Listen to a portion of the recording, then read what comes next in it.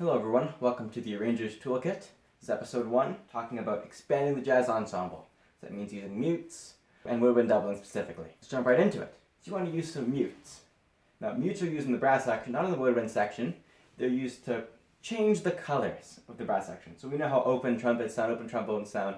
Sometimes we want different sounds. You want more punch, you want, something sticking out, or maybe you want a more warmer tone from your instruments. All of which is possible. Let's talk about our first mute. The mute we'll be looking at today is the straight mute. Looks a little bit like this, as you can see. This is a trombone straight mute because I play trombone. But of course, for trumpet there would be a smaller one that looks like this, or sometimes they look like a little like this but metal. They tend to make the tone much more punchy and less warm, more a focused sound. Alright, the next mute is the harmon mute, which looks like this, except smaller. This is a trombone harmon mute. Normally, you'll see trombone players that have them look like this. This is known as the stem. This is the harmon mute without stem. And this is the harmon mute with stem. And they sound differently. The harmon mute without the stem is definitely more muted. And it's got more of a buzzy tone.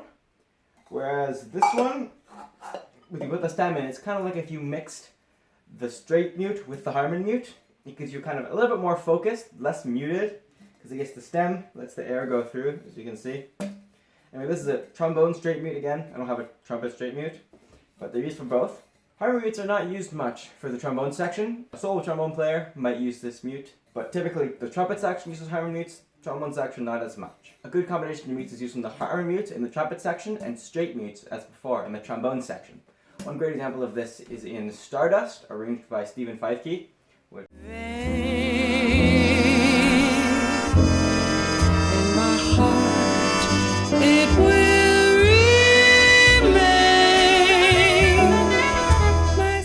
One great example of trumpet harmony section is an arrangement I did with my virtual big band. Trumpets tend to be very melodic instruments, so when you mute them, they can be used much easier as background instruments as the tone doesn't blend as much, or it blends more depending on which mute you use. So this is the trumpets playing with harmon mutes on my arrangement of the Christmas song. They know that Santa's on his way. He's loading lots of toys and goodies on his sleigh. And every mother's child is gonna spy to see if reindeer really know how to fly. Another thing to mention with the harmon mutes is that a trumpet playing with a harmon mute blends very nicely with a flute playing, I've noticed, especially in Latin music. So here's an example of that with the 8-bit big band's arrangement of Foreside from Earthbound.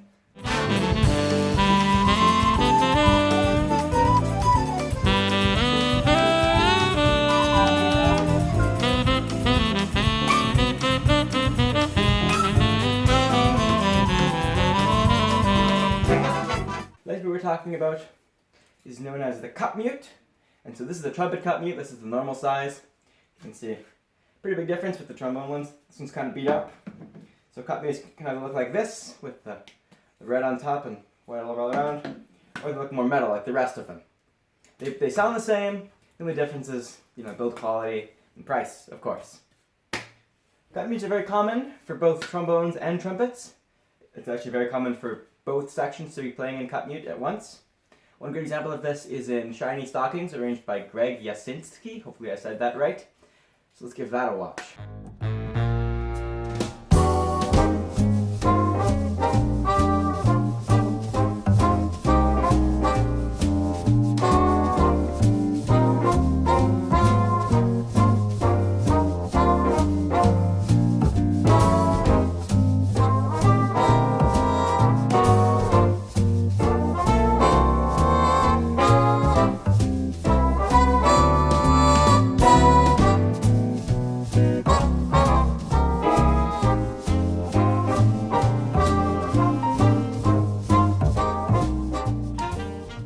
Trumpets with cup mutes is also a nice touch, just like trumpets with harmons. It's a bit of a different sound. You'll notice that the cup mute sound is much more muted, much less kind of there. You hear the flutes a little bit more as opposed to the trumpets. But also a nice touch depending on what you're going for. Harmon or Koch both works. Here's an example of that, another track by Stephen Feifke called Nika's Dream, which, let's give that a watch right now.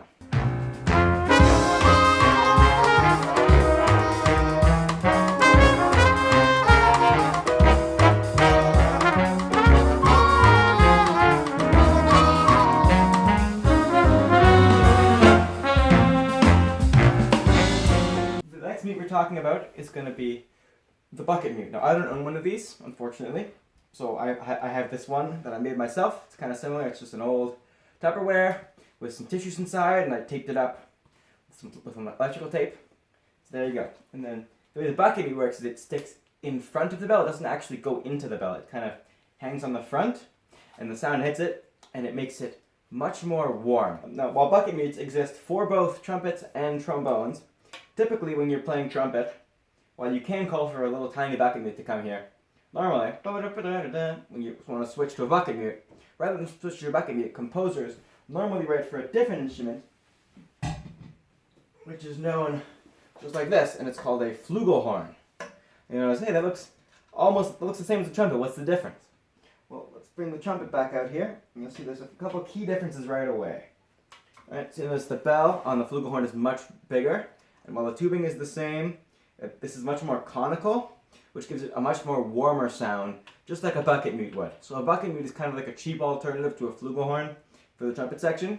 So if you want to write for a flugelhorn, definitely write for flugelhorn, because the lower register is much more pronounced, much more open, as opposed to the trumpet, which is much shallower because the bell is tighter.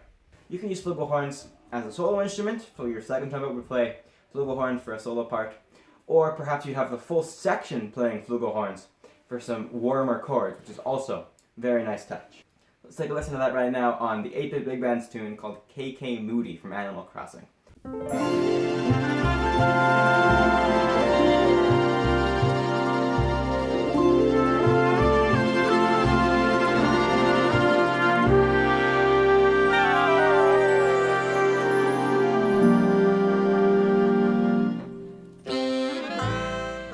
One final tip.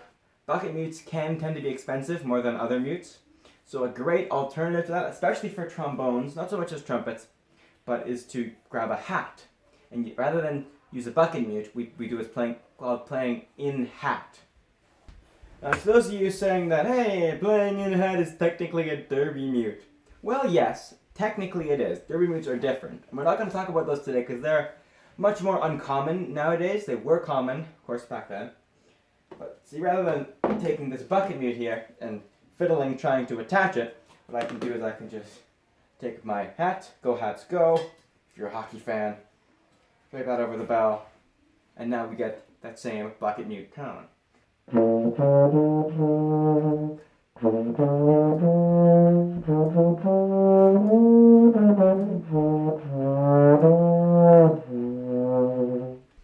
So here's a great example of trombones playing in the hat rather than bucket mute. This is on Charlie Rosen's arrangement of You and I, but you can see the trombones are playing as bucket mutes, but instead of playing with bucket mute, they're playing in the hat. They have their hats with the bell like I just demonstrated.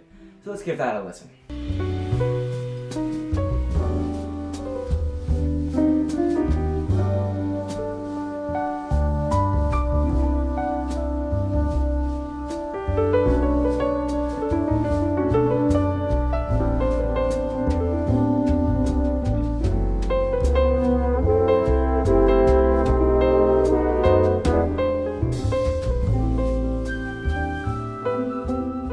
Another alternative to playing with bucket mute or in hat is what's known as in stand, and this is for when you want to make quick changes, right?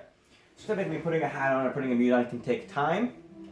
So let's say you want to do a quick switch, you would switch to playing in stand, where instead of playing open, you would move over to point the bell, the trumpet bell or trombone bell in the stand, and that way the sound gets muted once again, and it's similar to a bucket mute, maybe not as much, but definitely similar to the sound. Let's hear an example of playing in stand, which is on Stephen Feifke's big band arrangement of Stardust. During the solo section, you'll see trombones are playing in stand. So let's give that a listen.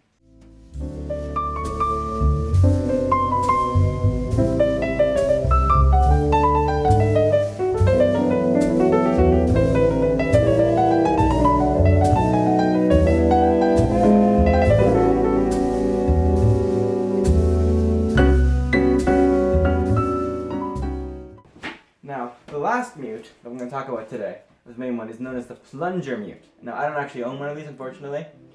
Although typically, you can buy a plunger mute, or you can also use just a standard plunger from the grocery store. Not the grocery store, but from like a department store. But the way the way that the plunger mute works normally is you hold it in front of the bell like this, and you kind of open it up as you go.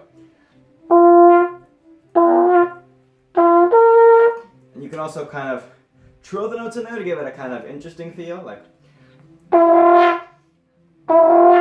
that, which is an interesting tone as well. So you want to notate either plunger in, plunger into plunger out, plunger into plunger out, because that's really what it is, the kind of wah-wah sound of that.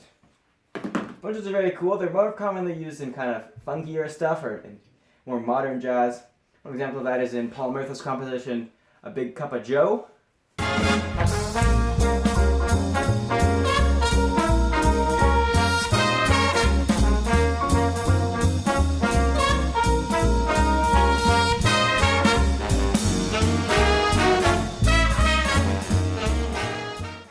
Another great example of plungers in a different context, in a ballad this time, is in I Let a Song Go Out of My Heart, arranged by Bill Cunliffe, I think? I might have said that wrong.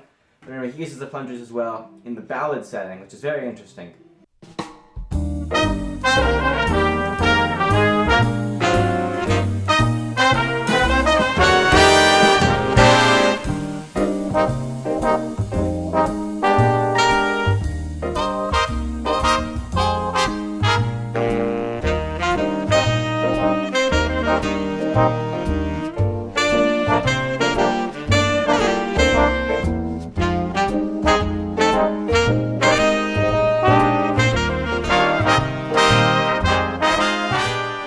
Finally, when we want to switch mutes, let's say I'm playing with a cup mute and I want to switch to my straight mute over there.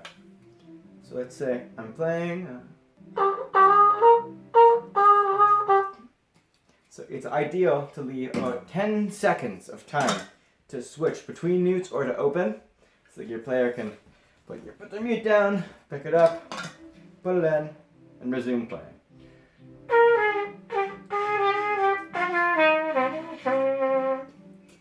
Finally, make sure to experiment with whatever kind of mutes you like. Okay. Now, personally, I like to use harmon mutes with flutes. You might like to use straight mutes with flutes, or you might like to use straight mutes in trumpets and harmon mutes on trombones. Listen to things that you like to hear, and then use those techniques in your writing. Remember, it's your writing, so you should write what you like. If you like the sound of trombones with, sticking their foot in the bell or something like that, then write for it. See how it sounds. If it sounds like garbage, then maybe don't write for it again. But if it sounds good, it sounds good. Anyway, now let's move on to woodwind doubling.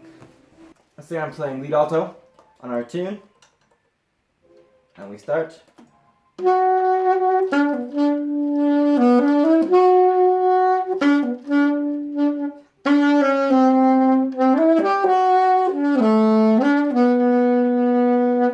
What's that? I see an instrument switch to flute. Oh no! Gotta hurry up.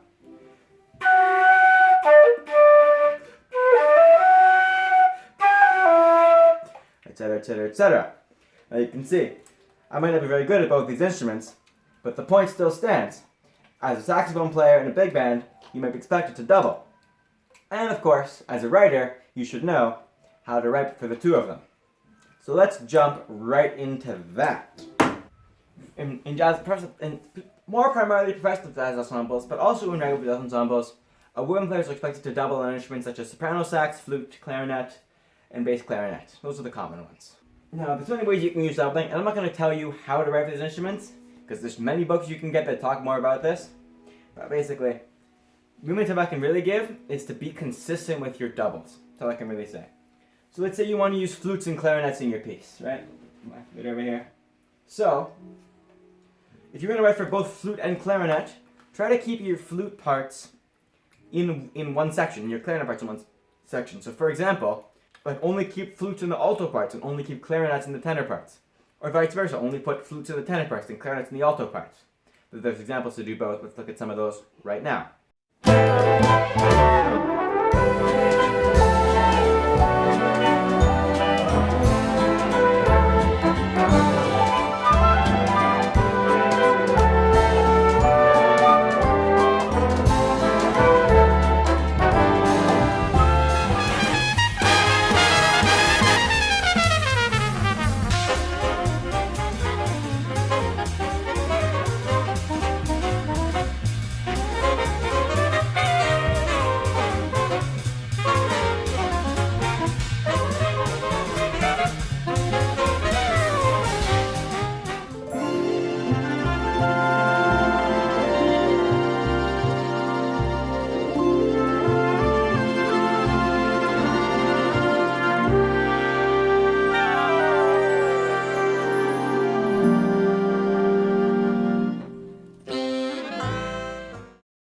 Just like you remember, for small instrument switches, make sure to keep the distance between switches at least 10 seconds.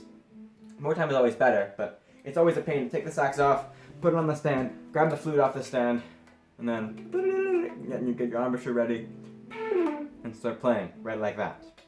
So about 10 seconds is the general default, but more is always better. And then for large instrument switches, so like from baritone sax to bass clarinet, or from baritone sax to anything really, definitely give at least 20 seconds, because it's a big instrument, putting it down is a bit of work.